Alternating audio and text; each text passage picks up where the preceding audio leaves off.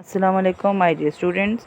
आज हम डिस्कस करने लगे हैं कोवलेंट बॉन्डिंग की एग्जांपल्स और ये कि कोवलेंट कंपाउंड्स के स्ट्रक्चर्स कैसे ड्रॉ किए जाते हैं। ठीक है, सो इस तरह आज हम जो एग्जांपल लेंगे वो एग्जांपल होगी वाटर मॉलिक्यूल की। As we know all that water molecule has a formula H2O। H2O का मतलब ये हुआ कि एक ऑक्सीजन एटम और दो हाइड्रोजन एटम से मिलके बनाया होता है वाटर मॉलिक्यूल।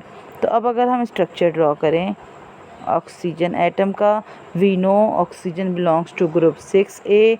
6A का मतलब है इसके वैलेंस शेल में इलेक्ट्रॉन्स कितने हैं, 6, और इसको 2 इलेक्ट्रॉन्स और चाहिए अपना ऑक्टेट कंप्लीट करने के लिए। Hydrogen belongs to group 1A।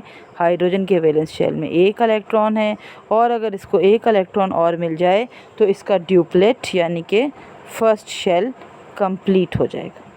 ठीक है, तो हम ड्रॉ कर लेते हैं स्ट्रक्चर्स।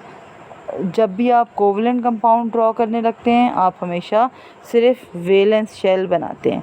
तो this is the valence shell of oxygen.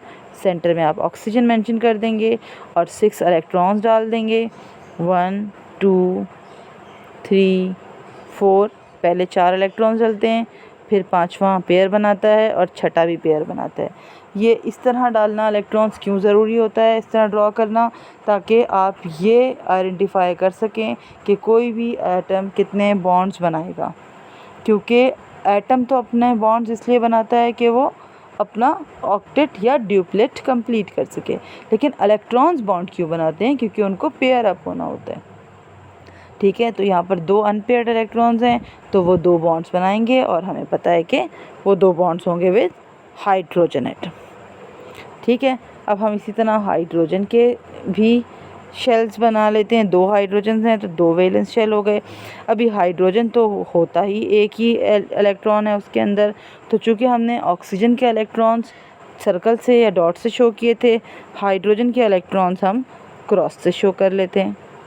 ठीक है, so hydrogen atom has 1 electron.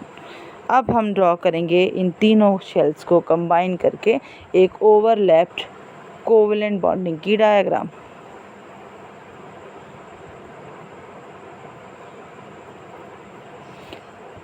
Covalent bonding जैसे कि हमारी ओवरलैप्ड सेट्स की वेन डायग्राम होती है, कुछ उसी तरह की बनती है। सेंट्रल एटम का वैलेंस शेल, उसमें मौजूद लोन पेयर पहले, और जो लोन पेयर होता है किसी भी एटम में वो मांगता है ज़्यादा स्पेस। जो इलेक्ट्रॉन के पेयर्स हैं वो ज़्यादा स्पेस मांगते हैं और लोन पेयर एक दूसरे को पुश करते हैं पीछे को, ड्यू टू रिपल्जन। एंड इस पुशिंग की वजह से जो हाइड्रोजन एटम है वो आप यहाँ नहीं ड्रॉ कर सकते। क्यों? क्योंकि इसको हाइड्रोजन एटम को इस लोन पेयर ने पुश कर दिया होगा नीचे को। तो हम हाइड्रोजन एटम जो है वो ड्रॉ करते हैं यहाँ साइड पे नीचे। ठीक है, दोनों हाइड्रोजन एटम्स हम यहाँ साइड पे नीचे ड्रॉ करते हैं। ठीक है,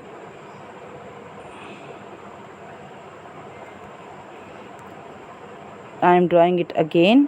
एक ऑक्सीजन एटम हो गया, 2 हाइड्रोजन एटम्स हो गए।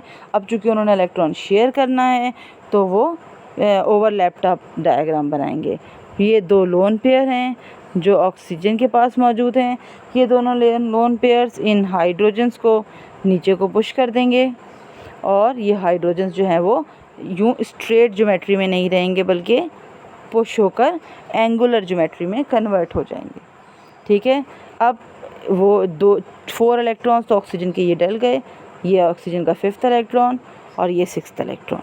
अब हाइड्रोजन का भी इलेक्ट्रॉन होना चाहिए जो शेयर का हो रहा है, ये बन गए। इस तरह हाइड्रोजन ने पूरा कर लिया अपना ड्यूप्लेट और ऑक्सीजन ने पूरा कर लिया अपना ऑक्टेट, और यूँ ऑक्सीजन और हाइड्रोजन ने मिलके एक वाटर मॉलिक्यूल बनाया।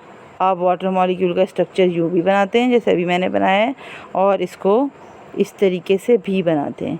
ये बात याद रखें कि due to lone pairs oxygen और हाइड्रोजन ऐसे करके बॉन्ड नहीं बना सकते, कभी भी नहीं बना सकते। लीनियर ज्योमेट्री पॉसिबल नहीं है वाटर में।